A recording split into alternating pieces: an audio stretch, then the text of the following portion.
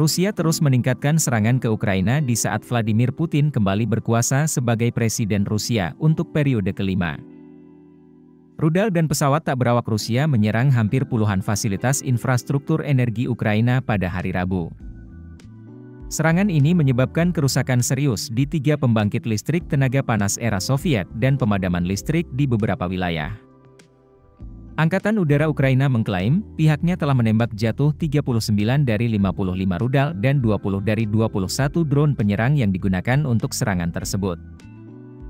Namun serangan Rusia menambah tekanan lebih besar pada sistem energi lebih dari 2 tahun setelah Rusia melancarkan invasi skala penuh. Satu lagi serangan besar-besaran terhadap industri energi kita. Menteri Energi Jerman Galushchenko menulis di aplikasi Telegram. 2 orang terluka di wilayah Kiev dan 1 orang terluka di wilayah Kirovohrad, kata Menteri Dalam Negeri Ihor Klimenko.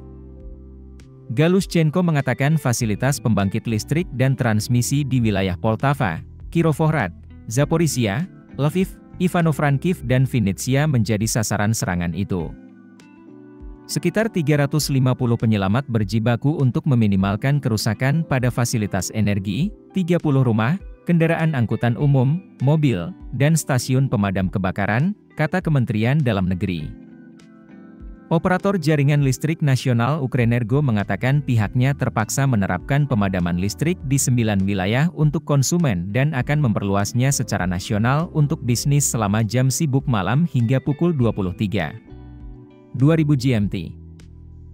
CEO Ukrenergo Volodymyr Kudrytsky, yang diwawancarai oleh media Ukrainska Pravda, mengatakan impor listrik tidak akan menutupi kekurangan listrik. Dia mengatakan pembangkit listrik tenaga air juga terkena dampaknya, memperjelas pernyataan perusahaan sebelumnya yang tidak memasukkan pembangkit listrik tenaga air dari daftar fasilitas yang terkena dampak.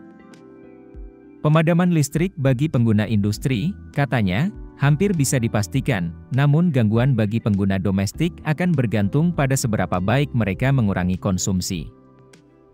Banyak pembangkit listrik penting yang rusak, katanya, mengutip 3 pembangkit listrik yang dioperasikan oleh DEK, perusahaan swasta terbesar di Ukraina, serta 2 pembangkit listrik tenaga air. Kerusakannya cukup besar.